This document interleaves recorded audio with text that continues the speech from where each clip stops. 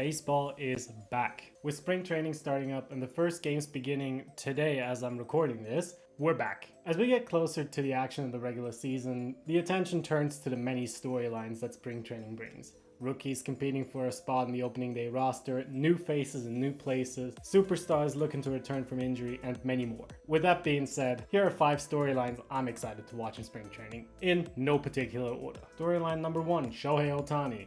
Because how could you not be? So let's just get this one out of the way early. Everyone's going to be following Shohei Ohtani's return to two-way status. While it's true that he won't pitch in spring training and won't return to the mound until what's presumably May at this point, his progression and build-up on the mound will be one of, if not the most covered storyline in spring training. Combine that with the fact that he is looking to build upon a historic offensive season, which concluded with the creation of the 50-50 club, and you add a whole nother layer to this storyline. It has been reported by the Dodgers that his workload on the mound will be managed very carefully, and that stealing on the base paths will become less frequent for him in 2025. So it'll be very interesting to see how his offensive approach changes in the batter's box as well as on the base paths. Storyline number 2, overseas talent. I personally love seeing talent from overseas make the jump to MLB.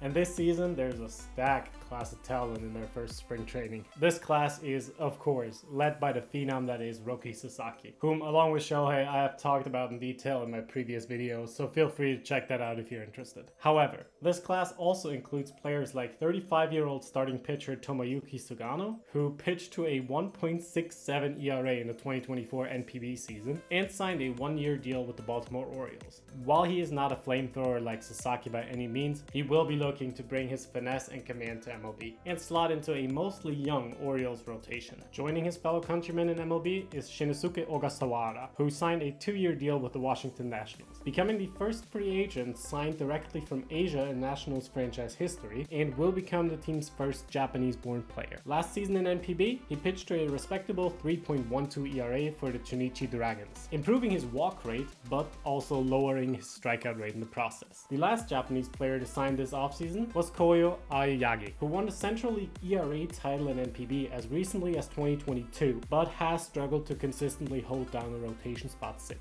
The Sidewinder signed a minor league deal with the Phillies, which includes an invitation to spring training. He will be looking to become the 3rd Japanese player in Phillies history, behind Tadahiro Iguchi and So Taguchi. The final overseas player to mention here is Hyesung Kim, who signed a 3-year deal with the LA Dodgers. Kim is projected as a utility, who provides a contact-oriented lefty option for the Dodgers lineup. In the KBO, Kim is a lifetime .304 hitter with an OPS of 766, which he hopes to translate to the major leagues now. After last year's overseas class, highlighted by Yoshinobu Yamamoto and Shota Imanaga, these new faces have some lofty expectations to live up to, and it'll be very fun to watch how things shake up in spring training for all of these guys. Storyline number 3, Mike Trout. Fun fact, I had to rewrite this part of the script because Mike Trout's storyline just got another layer added to it. Not only will the 3-time AL MVP be returning from knee surgery that kept him out for most of the 2024 season, but he will also do so at a new position in right field, where he hasn't played since his rookie season. Trout and the Angels' decision to make the move to right field comes on the heels of many injury-filled seasons for the 3-time MVP.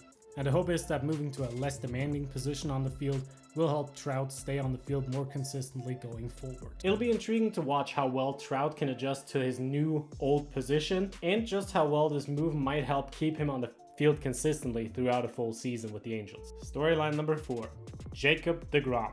Jacob deGrom made his big league return for the Rangers in September of last season, making 3 starts but never going 5 full innings. Still, he gave up just 2 runs over 10 2/3 innings, which makes for a very solid return for the 2-time Cy Young. However, what got some people raising their eyebrows was that his velocity was noticeably down last season. For instance, his average fastball clocked in at 97.3 miles an hour according to StatCast. Still elite, as this ranks him in the 93rd percentile of MLB pitching, but a far cry from his 98.7 mile an hour average from just 2023. However, his dropping velocity may be a blessing, as in the last 3 seasons his average fastball was at least 98 miles an hour from 2021 to 2023. He never made more than 15 starts in a season. Furthering the point, the 3 full seasons before that, 2017, 18, and 19, when his average fastball never reached 97, he made 30 starts each year and won the Cy Young Award in back-to-back seasons in 2018 and 2019. Which version of Jacob deGrom we're going to be seeing, the glass cannon with a 98-mile-an-hour average fastball, or the 30-star workhorse at a 96-mile-an-hour fastball, or something in between, is yet to be determined. But you can be sure deGrom will have many eyes on him from across the league this spring. Some filled with excitement, some filled with dread. And lastly, storyline number 5, Dylan Cease and Marcus Stroman. Probably the least interesting to me on this list personally, but a lot of people are gonna be keeping a close eye on these two pitchers. Why? Because both of them have been involved in trade rumors for what feels like months at this point.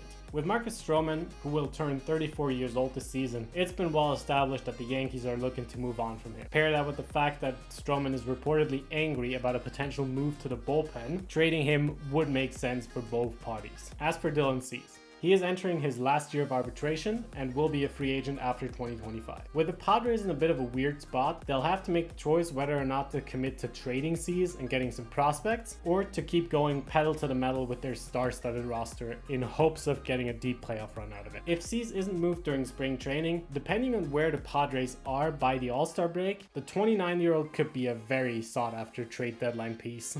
And that is it. 5 storylines I'll be following this spring. Did I miss any, or do you have any other storylines that you'll be following more closely? Let me know in the comments below, I'd love to hear it. If you enjoyed this video, feel free to leave a like and maybe consider subscribing so you don't miss any more videos from me in the future. I do hope to see you again, and until then, my name is Diamond Ace, and it's been an honor to have you.